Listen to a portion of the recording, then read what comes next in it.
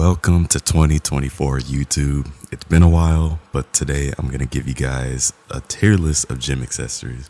Let me preface this by saying that this tier list is fitness as a whole and not for a specific type of lifter. So if you're a bodybuilder, power lifter, or some kind of special athlete, you might favor some of these more so than the average person. With that being said, we'll start with the first item on the list, the shake weight. I'm sure many of you remember the shake weight and how ridiculous this thing is and the commercials were, and to think that people actually bought this is even more unbelievable. The shake weight contributes no kind of real muscle stimulus or growth by what it does, and on top of it, the weight itself only comes in 2 pounds, 2.5 and 5, which for anybody, even someone who doesn't lift weights, is nothing. There's hundreds of other accessories in the market that would do more than the shake weight.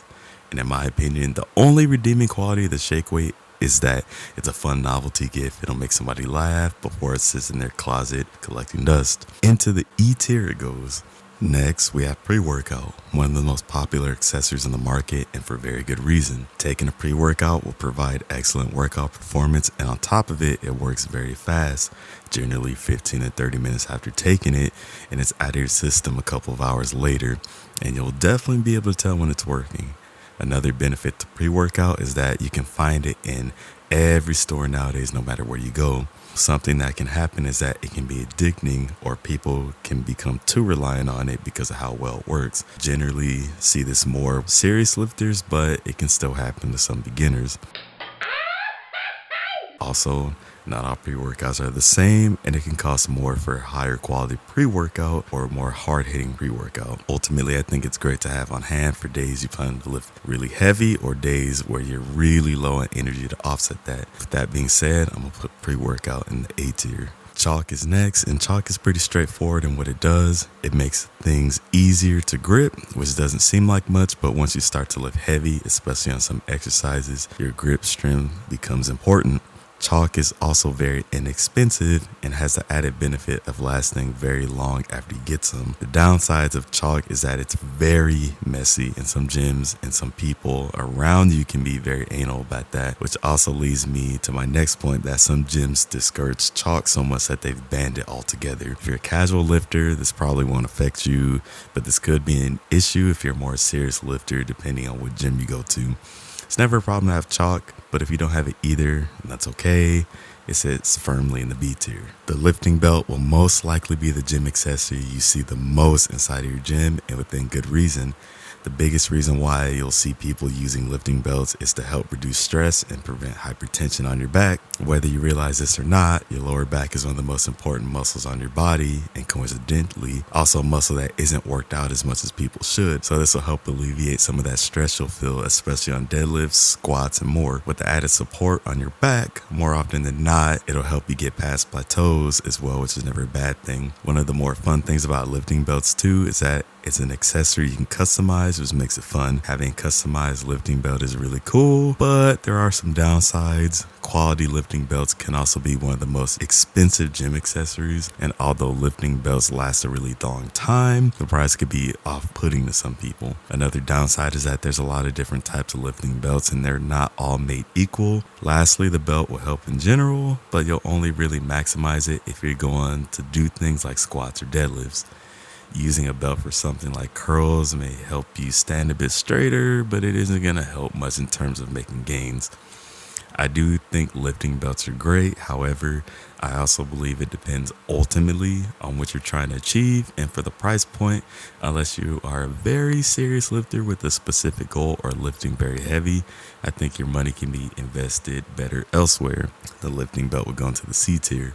For the next entry, I genuinely feel bad for anyone who fell for this and bought it, the ab shocker. This accessory claims to build ab muscles by contracting your abs for you, which, to keep it short, it doesn't. On top of being a completely useless gym accessory, it's expensive as well. Under no circumstance should you ever buy this, and this is probably the most useless gym accessory ever. This is our first entry into the F tier.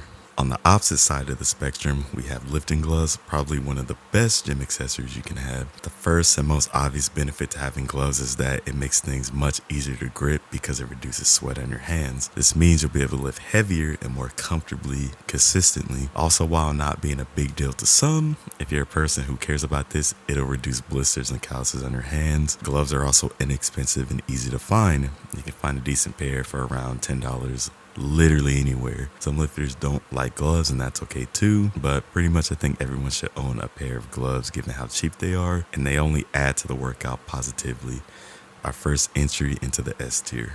Smelling salts is our next entry, and I think smelling salts is a fun one. Smelling salts work by taking a small whiff of it after opening to give you a quick shock to your system. For a couple of seconds, it'll increase your adrenaline, allowing you to push through a very difficult rep or set. Generally, this item is most effective for pushing through a 1 rep max PR, but it can be used for more difficult and longer sets too. One benefit of smelling salts is that it can be used outside of bodybuilding in some particular cases as well, because it is an ammonia-based item. But because it is an ammonia-based thing, it is a natural irritant. So if you use it long term, it could result or end up worsening respiratory issues or other health problems if you have them. I do think smelling salts has its place, but I think the only place is only in very specific cases. I'm putting smelling salts in the C tier. Hip thrust pad is next, and honestly, don't waste your money on this. While it does provide a small benefit for hip thrusts and squats by making the exercise a little bit more comfortable, squats being debatable, the benefits stop there. It's exclusively only used for hip thrusts and squats, and most gyms tend to have them somewhere in the gym due to most people not even bothering to use them, so you should have no problem finding one at a gym. They also have a tendency to move or fall off if they come without straps to hold them in place, so hip thrust goes into D tier. Like chalk, liquid chalk is also pretty straightforward in what it does, except there's a lot more to consider. For starters, liquid chalk is much more portable than chalk, and liquid chalks are made with alcohol, so they kill germs when applying. Most gyms are much more lenient with liquid chalk as well, so depending on which gym you're at, you shouldn't have any issues. On the negative side, liquid chalk does dry out more, so you have to apply it a lot more than you would with regular chalk. The biggest difference between the two is that liquid chalk is much more expensive than regular chalk for a lot less of an amount. That can draw people away, especially since you have to apply it more on your hands than regular chalk. But overall, I think liquid chalk sits comfortably in B tier, and I think a matter which is better for you is entirely situational. Talking situational, altitude mask is next. While it claims that it increases respiratory function, it actually restricts air intake while you're working out. It's probably one of the most counterintuitive things you can do in the gym. To better understand why the altitude mask is pointless, in order to gain benefits of actual altitude training, you need to decrease the pressure in the air, not decrease your oxygen flow. And in order to gain the benefits, you would also have to be exposed to higher altitude for a much longer amount of time, not just the hours so you'll be in the gym. Also, to add, it's more on the expensive side, so you're literally paying a decent amount of money to decrease your gym performance. This definitely belongs in the F tier, and while the ab shocker is also in the F tier, I believe the altitude mask to easily be the worst gym accessory overall, because while the ab shocker does nothing, at least it isn't cutting into your gym performance where the altitude mask actually is.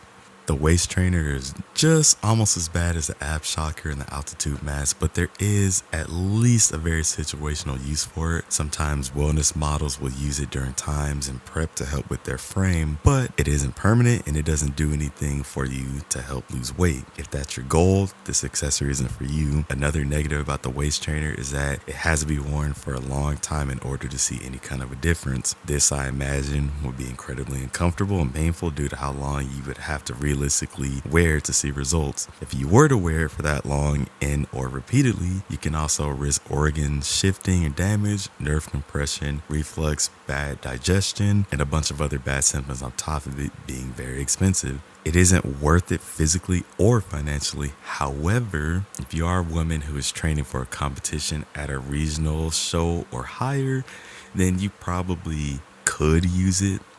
But it's likely if you're at that level to begin with, you wouldn't need to use it anyways. Into the E tier this thing goes. Lifting clips are next, and as you start becoming much more serious in the gym, you'll understand how convenient these are. Lifting clips makes all of your lifts obviously much safer by stopping weights from shifting. This can be a big deal for people who have issues with balancing on certain lifts. Also, to add, clips are also inexpensive. The only downside to lifting clips ironically comes only down to bench press. Although lifting clips help with essentially everything on bench, if you can't press the weight you have, it's better to not have clips so you can easily slide the weight off. You can't do that with clips, but I'm kind of pulling at straws with this negative. But overall, lifting clips are some of the best things you can have, and I have it in A tier. I could make an argument of this also being an S tier, but you guys let me know in the comments how you feel about this one. Next, we have the weighted vest, which you'll probably see occasionally at the gym. While not the most flattering thing to wear in the gym, it does have a benefit, which is helping build core, back, and some stability if given the right amount of weight, and is also good at helping with cardio as well. To add, it's very good with calisthenics as well because calisthenics involve body weight, and the weighted vest acts as adding body weight on you. However, long-term use will put some unnecessary pressure on your joints, so make sure not to wear it all the time. But another minus with the vest is that if your goal is to build muscle, this won't aid much in that. Most of what you'll gain from using the vest is some strength and muscular endurance. Also, the vests tend to be expensive. With all those being said, I have the weighted vest in the C tier. Our last entry for today are lifting straps, the brother to lifting gloves. To be honest, it should be no surprise that the lifting straps work almost identical in every way to lifting gloves, so I'll speak specifically on why you see somebody using the straps over the gloves. Gloves are identical in any situation, however, the straps can work better in situations where you're lifting on a bar that's thicker, which could happen sometimes depending on which gym you're in, or if you're a little weaker on your grip, but you have some strength left in the tank to lift. Regardless of that very small difference, lifting straps sit comfortably in the S tier next to his brother, with virtually no downside of having them, and ends our list of the accessories we have today. So I want you guys to remember that this is just my opinion, and depending on your goals, there will be certain situations where you'd want to possibly use a piece of equipment that may be lower on the tier list, despite what rank it is on my list. Except the altitude mats and ab shocker, just don't ever bother with those. Remember to like, share, subscribe, and leave a comment on what tier list I should do next, and you guys have a good one. I'll see you next time.